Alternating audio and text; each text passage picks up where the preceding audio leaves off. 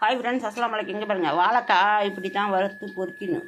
அரிஞ்சி மசாலா போட்டு வேவுது பாருங்கள்.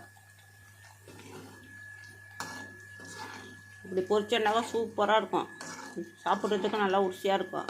இந்த பழைய காலத்து மெத்தடு பெரிய நம்ம பொரிக்கக்கூடாது, குழல் இருக்கும். இப்படி பொரிச்சாதான் சூப்பராக இருக்கும். 2 வாழைக்காய் இது. அப்புறம் கொஞ்சம் சிக்கன் இருந்துச்சு, அதையும் பெரட்டி வச்சுருக்கேன், போட்டு வறுக்கலாம். நீங்கள் பாருங்க, நம்ம ஊரில் சூப்பராக வெயில் அடிக்குது பாருங்க. அப்புறம் சாம்பார் வச்சுட்டேன், முட்டை உடச்சி ஊற்றி பாண்டிச்சேரி சாம்பார் சூப்பராக இருக்கு பாருங்க.